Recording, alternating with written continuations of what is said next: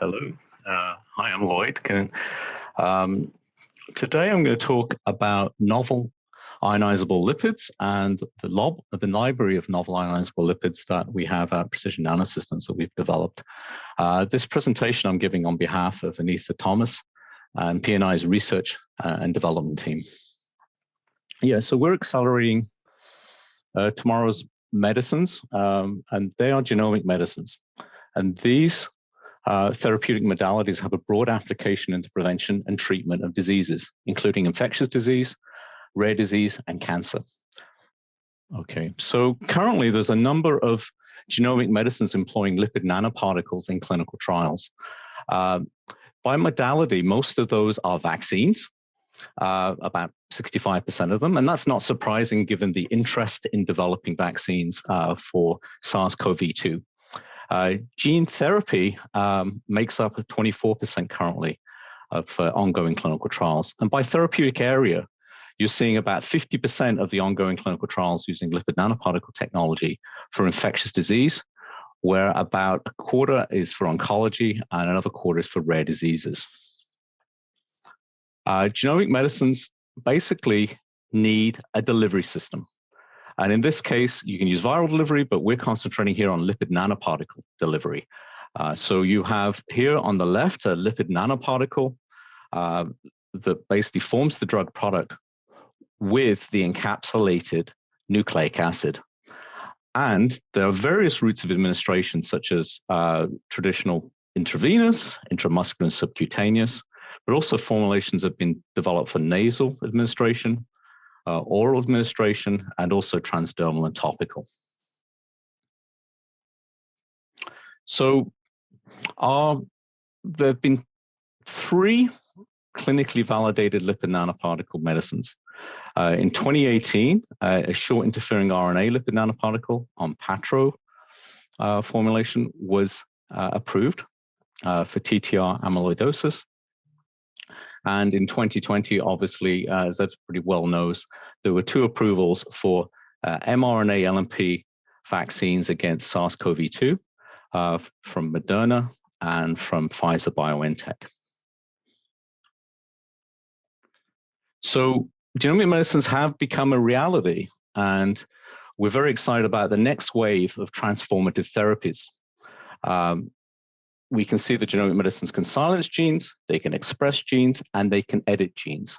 We can also administer them through in vivo delivery and also through ex vivo delivery by modifying T cells.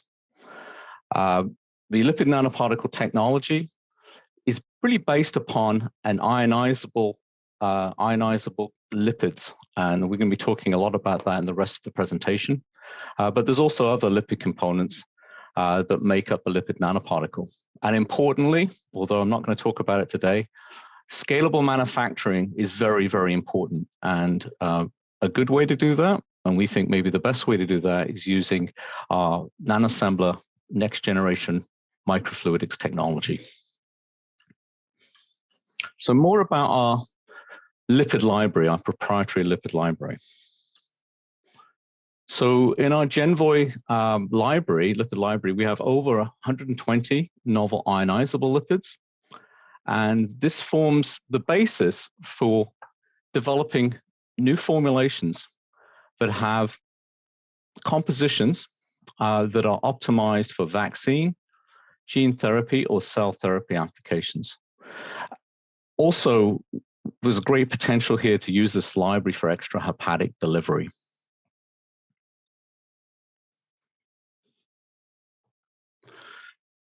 So once you have a library of ionizable lipids, it's very important to evaluate which of those lipids are going to be suitable for clinical development for your particular application.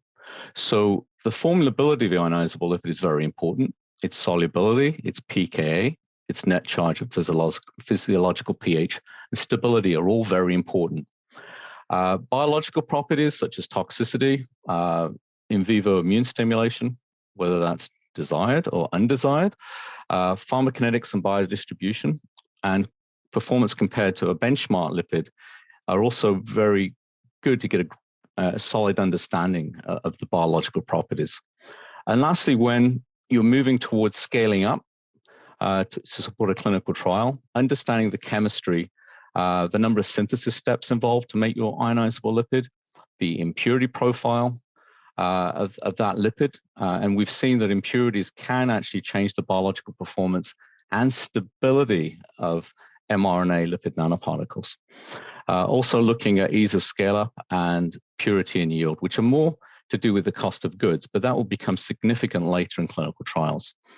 And I don't have a slide on analytical methods in this presentation, but I do want to mention that it is essential to develop quantitative lipid analytical methods to ensure high quality ionizable lipids, and also to get an assessment of the stability of this ionizable lipid, both in its pure state and once it's in a lipid nanoparticle formulation. I'm going to talk a little bit right now about vaccines, and Precision NanoSystems has been working, supported by the Canadian government, to develop a saRNA lipid nanoparticle, a short self-amplifying RNA lipid nanoparticle to treat SARS-CoV-2, actually as a vaccine for SARS-CoV-2. We picked self-amplifying RNAs because they are 10 to 100 times more potent than mRNA vaccines. And that basically can potentially reduce the number of doses by a factor of 100, reducing manufacturing burden and ideally responding to pandemics or pandemic response faster than with conventional mRNA vaccines. So you can see here that the self-amplifying RNA is administered, it's enzymatically synthesized in vitro from a DNA template.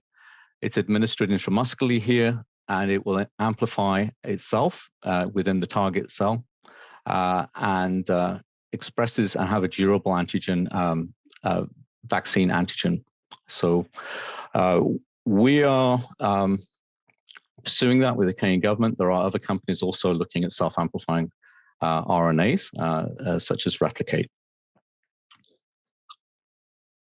So for in vivo testing of self-amplifying RNA lipid nanoparticles, we've used extensively a mouse model where we do a prime and a boost with a 1 microgram dose.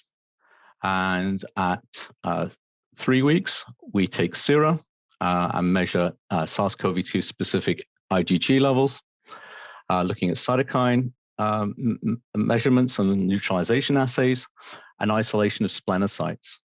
At 4 weeks, we do a boost. At 6 weeks, we collect sera and the spleen of the animal and do ex vivo restimulation of SARS-CoV-2 peptides and look at intracellular cytokine staining and cytokine measurements. And here you see 2 different formulations that in this assay. And both of these formulations contain different lipid compositions, efficiently induce SARS-CoV-2 IgG response in mice. And we also saw that in vitro. I'm not showing that data here. Also generated neutralizing antibodies against SARS-CoV-2 virus and effective cellular and humoral immune responses. And in the next slide, you'll see that we also saw great results in our Hamster challenge study.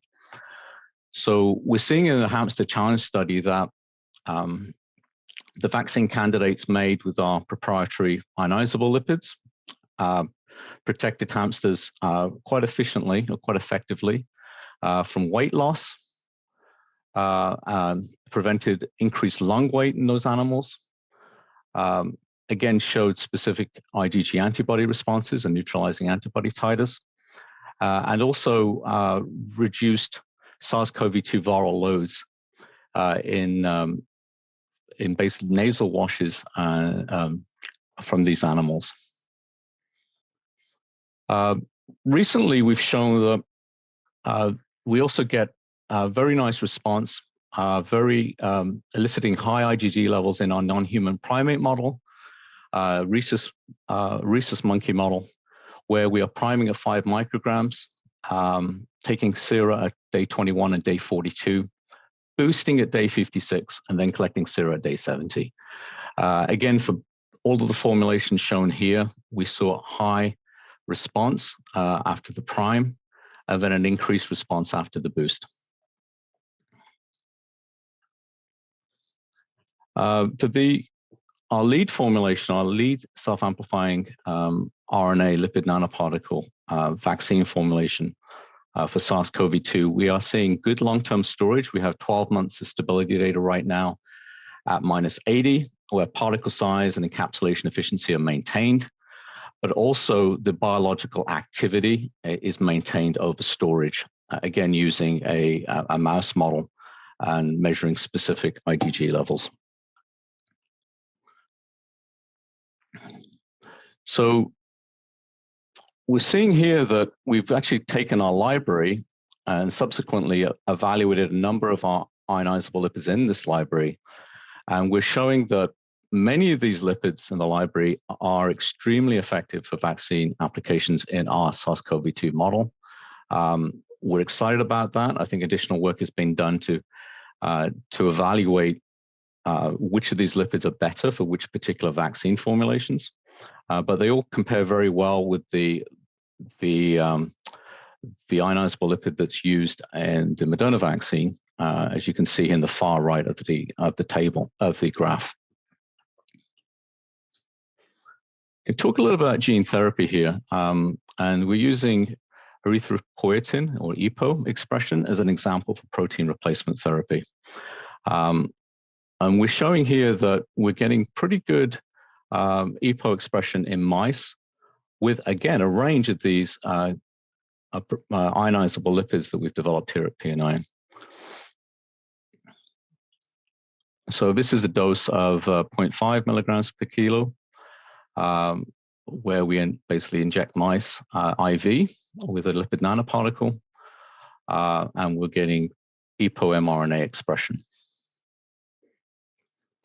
Also, with our GenVoy-ILM platform, we're seeing it's an effective delivery vehicle for both mRNA and self-amplifying RNA. And we have a comparison study here looking at Luciferase expression, using an IFIS assay. And we can see messenger RNA at 5 micrograms per leg, and self-amplifying RNA at 1 microgram per leg. Both give very good expression. The self-amplifying RNA formulation was dosed at 5 times a lower dose, and we're still getting good expression and good durability. This is actually, the benchmark here would be the MC3 lipid in the same lipid formulation, so just substituting out the ionizable lipids.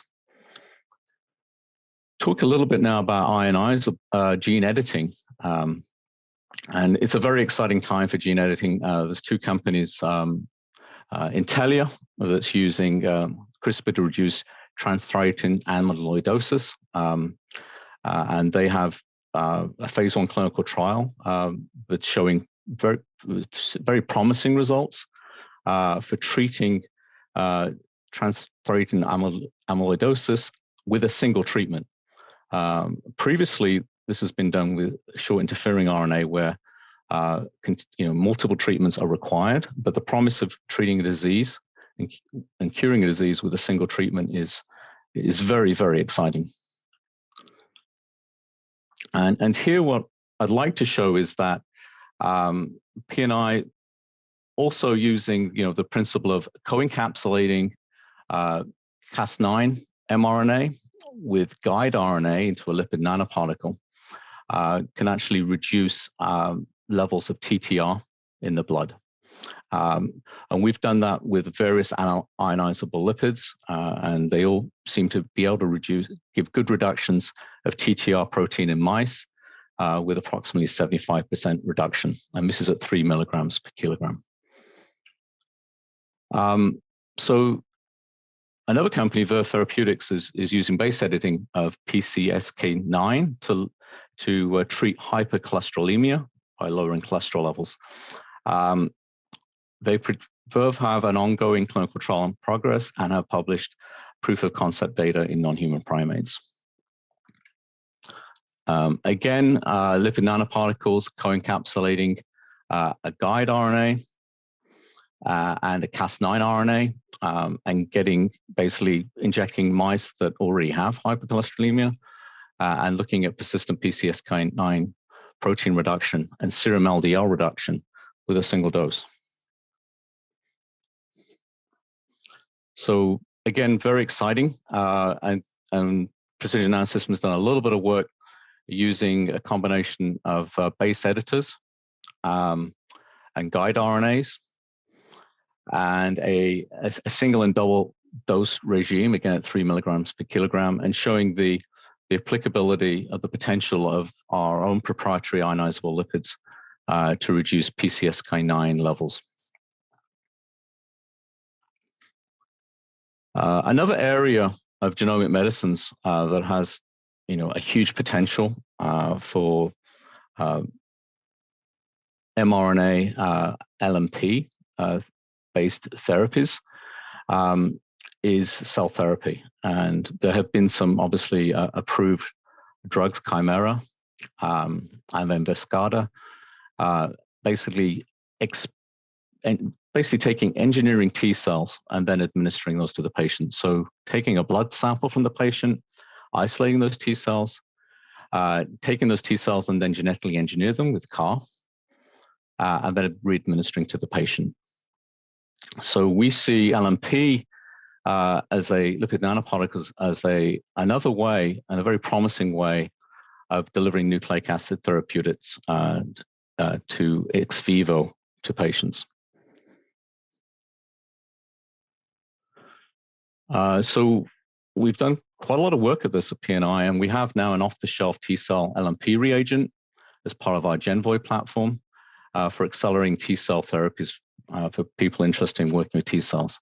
There are immense possibilities using our T-cell product kit. We're first to market. It's an off-the-shelf product people can use for gene delivery to T-cells, single gene knockout, double gene knockout, and gene knockout and gene expression. And we have an application note that is available on our website if you would like further information. We see another benefit of our T-cell kit. We have many benefits, actually. It's been optimized. We have picked the ionizable lipid that works really well as a baseline. There are other ionizable lipids we're evaluating as well. But we're getting, basically, after administration to cells, we are seeing high viability. It's highly efficient for both gene knockouts and protein expressions, our T-cell kit. It's scalable on the NanoAssembler platform, and we have a validated downstream cell manufacturing workflow. As I mentioned, it's off the shelf, and we have a clear path to the clinic for those people that want to take this technology forward. So what I will say a little bit now is about our client journey. We've developed this ionizable lipid to help our clients and to help accelerate genomic medicines, taking our ionizable lipid library, taking some of those lipids and incorporating them into our research-only use kits for both gene therapy and for T-cell work. And we see then that has been a gateway for clients that are seeing good results with our RUO kits to move to a research evaluation agreement where we can provide lipid mixtures with various formulations of ionizable lipids. And we can provide those, see the client or the partner can evaluate those, see what hits they get, and then we can take lead formulations forward into a collaboration agreement and a non-exclusive license.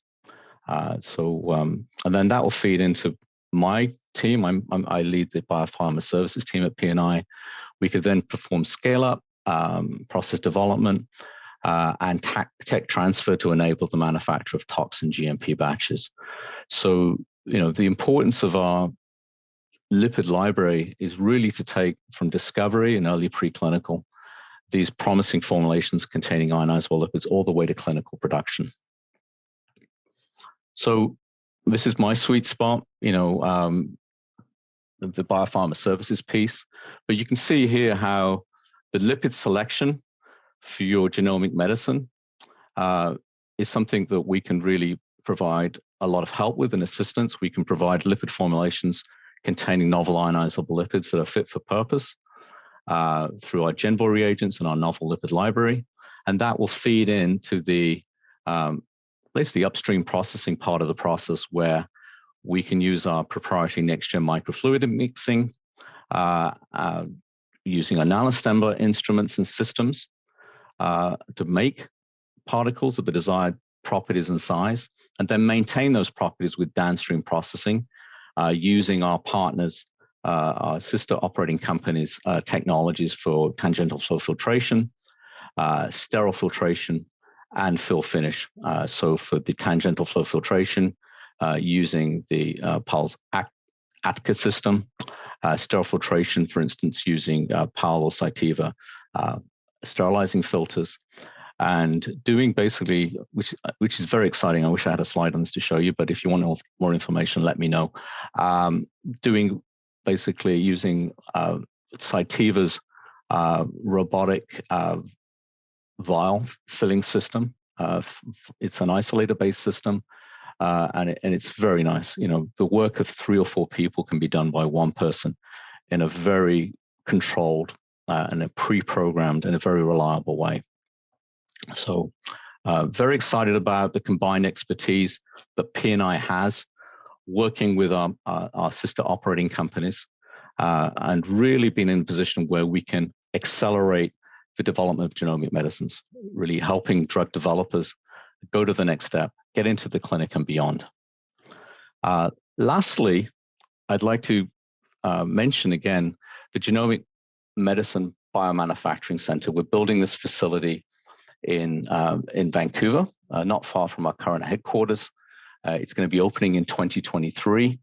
It's approximately 75,000 square feet.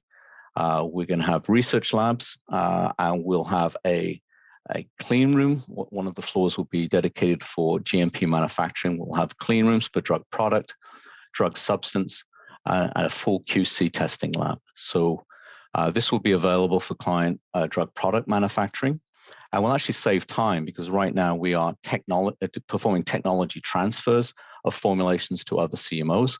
We will continue to do that, but we do have an option with this facility to move quickly to perform internal tech transfers. In addition to supporting, candidate discovery in our new research labs and preclinical and non-clinical evaluations again in our research labs. So we're seeing this as the next step forward for Precision NanoSystems and really being able to help and expand our offerings to our clients. Lastly, we are able to be ready, and we have a pandemic preparedness plan as part of this new facility. And we're very grateful for the generous support from the Canadian government through their Strategic Innovation Fund. There's so many people I'd like to acknowledge. Actually, the entire P&I team has contributed to the great work we're doing and the progress that we've made over the last 10 years, including the delivery team, our RNA services team, clinical manufacturing, QC, and product development. Acknowledgement also to past employees, Andy Gill, who was formerly our CSO, and Stephanie Wilburn, who played an important role in our RNA, self-amplifying RNA LNP vaccine program. We've received funding over many years, actually, from the National Research Council of Canada and recently from the Government of Canada's Strategic Innovation Fund. And we've been very, very grateful to have been able to collaborate with Anna Blackney and Robert Shattuck and the team at Imperial College London, and Yvonne Perry and her team at the University of Strathclyde. So I know we have some time for questions. I'll do my best to answer any questions that you have. If I'm unable to answer, or I need to get additional detail, we will get back to you shortly after the symposium ends. So thank you very much.